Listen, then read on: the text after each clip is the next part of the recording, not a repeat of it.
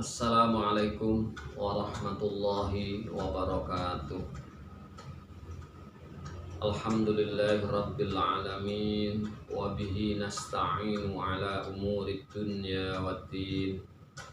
Wassalatu wassalamu ala ashrafil anbiya wa imamil mursalin, wa ala alihi wa ashabihi wa man tabi'ahu bi ihsanin ila yaumiddin, amma ba'd. Anak-anakku sekalian, santriwan santriwati IBS Darul Uluman 1 Kota Pekalongan. Pada hari ini, hari Senin, kita semuanya dapat bersama-sama mengikuti kegiatan pengajian Riyadhus Shalihin secara daring. Mudah-mudahan anakku sekalian yang di rumah dianugerahi oleh Allah kesehatan yang sempurna. Anak-anakku sekalian, santriwan santriwati IBS Darul Uluman 1 Kota Pekalongan, mari sebelum kita memulai pengajian Riyadhus Shalihin ini, semoga kita semuanya diberikan pemahaman dan dimudahkan di dalam belajar bersama-sama ini. Dan semoga apa yang kita dapatkan menjadi ilmu yang bermanfaat. Mari kita buka bersama dengan membaca suratul Fatihah. Biridhoillah wa li syafaati Rasulillah wa ala kulli niyatin salihah wa li salam wa sa'adah fid din wa dunya wal akhirah wa li qada'i hajatina min hawaijid dunya wal akhirah wa li ulumin nafi'ah bi niyatil qabul wa usul bi haqqi wa bi asraril Fatihah. A'udzubillahi minasyaitonir rajim. Bismillahirrahmanirrahim. Alhamdulillahirabbil alamin arrahmanir rahim maliki yaumiddin. Iyyaka na'budu wa iyyaka nasta'in. Ihdinas shiratal mustaqim, shiratal ladzina an'amta 'alaihim ghairil maghdubi 'alaihim waladdallin. Amin. Anak-anakku sekalian, santriwan santriwati IBS Darul Uluman 1 Kota Pekalongan yang berbahagia, mari kita mulai. Kita lanjutkan hadis yang ke-18. Bismillahirrahmanirrahim. Wa 'an ibni Mas'udin radhiyallahu anhu qala lamma kana yaumu Hunainin athara Rasulullah sallallahu alaihi wasallam nasan fil qismati fa'atal aqra'a ibna habisin mi'ata minal ibil wa'ata Unainat tabana hisnin misla dhalik wa'ata nasan min ashrafil arabi wa atharahum yawma idin fil qismati faqala rajulun wallahi inna hadhihi qismatun ma'udila fiha wa ma'urida fiha wajhallah faqultu wallahi la ukhbiranna Rasulullah sallallahu alaihi wasallam fa'ataituhu fa'akhbartuhu bima qala fataghayyara wajhuhu hatta kana kasirfi thumma qala faman ya'dilu idza lam ya'dilillahu wa rasuluhu thumma qala yarhamullahu Musa qad udhiya bi aktsara min hadza fasabara faqultu la jarama la arfa'u ilaihi ba'daha hadisan muttafaqun alaih. Wa 'an ibni Mas'ud cinarita tawi dan ceritakan saking sahabat Ibnu Mas'ud radhiyallahu muga ridhoni sapa Allah anhu saking sahabat Ibnu Mas'ud. Qala dika sama Ibnu Mas'ud lamma kana lamas mangsane kana ono apa yaumu Hunainin dina perang Hunain asara Rasulullah sallallahu alaihi wasallam asara wis bagi sapa Rasulullah sallallahu alaihi wasallam nasan ing menungso ing wong fil kismati ing dalem perkara dundung fa'ata moko paring sapa Kanjeng Nabi utawa sapa Rasul al-aqra'a ing wong sing jenenge Al-Aqra'ah atau sahabat Aqra'ah ibn Habis. Aqra'ah ibn Habis mi'ata ing 100 minal ibili saking unta.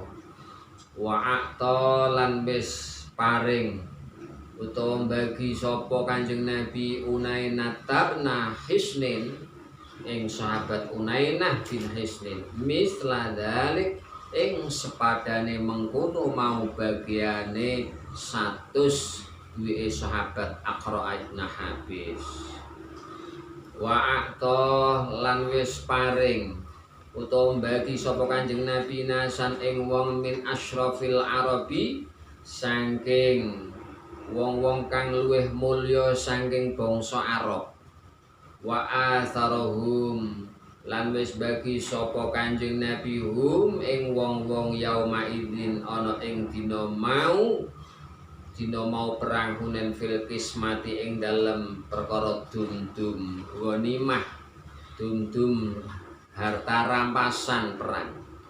Faqala mongko ngendika sapa rajulun salah sijine wong lanang, wallahi demi Allah inna hadhihi stuhune iki hadhihi kismatun utawi ikilah dum-dum harta ghanimah dunya perang rampasan perang maudila temen ora adil fiha ing dalam kismah ing dalam dum-dum wa maurida lan ora ngarepake sapa ingsun fiha ing dalam iki kismah ing dalam iki dum-dum wajhallah krana arahe golek ridhone Gusti Allah ora ana luru ridhone Gusti Allah dianggap ora sesuai dengan ridho Allah. Fakultu monggo ngucap sapa ingsun Ibnu Mas'ud wallahi demi Allah la ukhbirona yakti temen bakal ngabarake sapa ingsun temenanan Rasulullah ing Kanjeng Rasul Muhammad sallallahu alaihi wasallam. Fa ataitu mongko nekani sapa ingsun ing Kanjeng Nabi fa akhbartuhu mongko ngabari utawa critakake sapa ingsun Ibnu Mas'ud ing Kanjeng Nabi bima kelawan barang kala kang den critakake. Patagoyaro mongko owah apa wajhuhu raupane Kanjeng Nabi hatta hinggane kana ono apa raupane Kanjeng Nabi kasirfi kaya jinggo abang kaya jinggo summa kola nuli ngendika sapa Kanjeng Nabi faman utawi sapane wong yak dilukang bisa gawe adil sapa kang bisa gawe adil idalam yakdilillah nalikane ora dianggap adil sapa Allah Gusti Allah wa rasuluhu lan utusane Gusti Allah. Tsumma qala nuli ngendika sapa Kanjeng Nabi yarhamu muga paring rahmat muga rahmati sapa Allah Gusti Allah Musa ing Nabi Musa qad udhiya kang den larani ati sapa Nabi Musa bi aktsara min hadza kelawan luwih akeh to luwih nemen penimbang iki mau nyakiti ati. Pasobaro mongko sabar sapa Kanjeng Nabi Musa fakultu mongko ngucap sapa ingsun Kanjeng Nabi la jaro maura apa-apa. La arfa'u mongko ora bakal ngangkat cerita maneh sapa Ibnu Mas'ud ilahi maring Kanjeng Nabi badha sakwise ikilah kejadian hadisan ing cerita kisah perkara. Muttafaqun alaih dan sepakati apa iki hadis alaih ngatasi hadis. Anak-anakku sekalian, putra putri siswa siswi santriwan santriwati IPS Darul Ulum Man 1 Kota Pekalongan yang berbahagia, saya ulangi kembali terjemah dengan bahasa Indonesia bagi yang tidak paham sama sekali bahasa Jawa, karena kita tetap akan menggunakan penerjemahan bahasa Jawa supaya anak-anak sekalian yang biasa ngaji di pesantren melanjutkan ke IPS ini bisa paham kedudukan setiap kalimat, mana yang maf'ul bih, mana yang khobar, mana yang fa'il, mana yang tamyiz dan sebagainya. Dengan penerjemahan bahasa Indonesia maka anak-anak yang tadinya dari pesantren supaya berkesinambungan. Bagi anak-anak yang tidak pernah mengikuti arti bahasa Jawa, saya terjemahkan kembali dengan bahasa Indonesia. Wa an Ibnu Mas'ud radhiyallahu anhu qala, diceritakan dari sahabat Ibnu Mas'ud, semoga Allah meridhoinya. Sahabat Ibnu Mas'ud berkata, "Lamma kana yaumu Hunain athara Rasulullah sallallahu alaihi wasallam nasan fil qismati." Pada saat usai perang Hunain, baginda Rasul Muhammad sallallahu alaihi wasallam membagi ghanimah, harta rampasan perang dari perang Hunain tadi kepada orang-orang di dalam masalah pembagian ghanimah. Fa'ata al-aqra'a bainaha bisin mi'ata minal ibil. Kemudian baginda Nabi memberikan 100 unta kepada Aqra' bin Habis. Wa'ata Unainah ibna Hisnin misla dalik. Demikian juga baginda Nabi memberikan 100 unta kepada sahabat Unainah bin Hisnin. Dua orang ini adalah wa'ata nasan min asrafil arabi wa atharahum yawma idin fil qismah. Baginda Nabi memberikan atau membagi harta rampasan tadi lebih dahulu kepada orang-orang yang terkemuka di kalangan bangsa Arab. Asrafil Arabi, orang-orang terkemuka, tokoh-tokoh, orang gede-gedean, orang yang tersohor di kaum bangsa Arab, memiliki asrafil Arab, itu ada orang yang terkemuka. Yauma idzin, pada hari ini, fil qismati, di dalam masalah pembagian harta rampasan perang. Faqala rajulun, karena tadi baginda Nabi membagi kepada orang-orang yang tersohor, yang terkemuka, maka ada seorang laki-laki berkata, wallahi, demi Allah, inna hadhi qismatun ma'udila fiha wa ma'urida fiha wajhallah. Laki-laki itu berkata, demi Allah, sesungguhnya ini adalah pembagian, cara membagi yang tidak adil, dan cara yang saya tidak suka karena sama sekali tidak mencerminkan ridho Allah, ya, mencerminkan sesuatu yang diridhoi oleh Allah. Kata laki-laki tadi begitu. Faqultu wallahi la ukhbiranna Rasulullah sallallahu alaihi wasallam. Ibnu Mas'ud mendengar seorang laki-laki berkata begitu, lalu Ibnu Mas'ud berkata, demi Allah, akan kuceritakan kejadian ini kepada baginda Rasul Muhammad sallallahu alaihi wasallam. Fa'ataituhu fa'ahbartuhu bima qala. Maka sahabat Ibnu Mas'ud benar-benar mendatangi baginda Nabi dan menceritakan, menghabarkan apa yang tadi disampaikan oleh laki-laki tadi. Bima qala fataghayyara wajhuhu hatta kana kasirfi. Maka dengan serta-merta setelah baginda Nabi mendengarkan apa yang disampaikan Ibnu Mas'ud tentang cerita laki-laki yang berkata tadi, berkata tentang tidak adil dalam pembagian ghanimah ini, lalu serta-merta wajah baginda Rasul berubah, hatta kana kasirfi, sehingga seperti jingga merah. Jingga merah, jadi seperti apa namanya, obat yang untuk buat memerah-merahi namanya, apa jingga, apa pokoknya obat pewarna yang warnanya merah seperti jingga. Sirfi itu jingga merah. Tsumma qala, kemudian baginda Nabi berkata, fama ya'dilu idza lam ya'dilillah wa rasuluh. Maka selalu siapa yang akan mampu berbuat adil jika Allah dan Rasulnya sudah tidak dianggap adil? Nah, baginda Rasul, lalu siapa yang akan bisa berbuat adil jika Allah dan Rasulnya saja sudah tidak dianggap adil? Tsumma qala, kemudian baginda Nabi berkata lagi, yarhamullahu Musa qad udiya bi aktsar min hadza. Baginda Nabi mendoakan Nabi Musa, semoga Allah memberikan rahmat atau menyayangi Nabiullah Musa yang pernah disakiti hatinya lebih dari ini, ya. lebih dari kejadian ini. Jadi baginda Nabi dikatakan tidak adil itu yang sesuatu yang kecil ya. Lebih dari itu baginda Nabi Musa pernah dihina, disakiti hatinya lebih dari itu. Kata baginda Nabi, fasabaro, akan tetapi maka baginda Nabi Musa bersabar ya, bersabar. Fakultu la jaroma, maka saya berkata-kata baginda Nabi, la jaroma, sudahlah tidak apa-apa. La arfa'u ilaihi ba'da hadisan, maka sejak itu Ibnu Mas'ud tidak pernah mengangkat suatu cerita atau kisah kepada baginda Nabi tentang apapun peristiwa kejadian itu. Hadis ini disepakati oleh beberapa imam. Anak-anakku sekalian, dari kisah tadi, untayan kata-kata yang disampaikan oleh Ibnu Mas'ud dalam hadis ini, inti dari pelajaran hadis yang cukup panjang ini adalah menampilkan tentang sabar.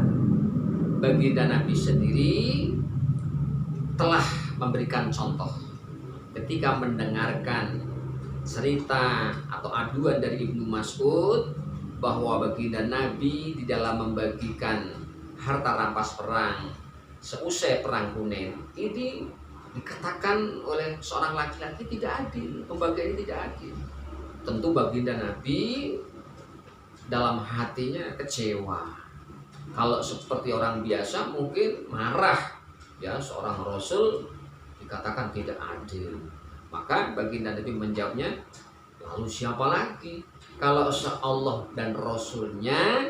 Kenapa kata-kata Allah? Karena baginda Nabi di dalam melakukan sesuatu itu selalu berdasarkan wahyu. In huwa illa wahyu yuha.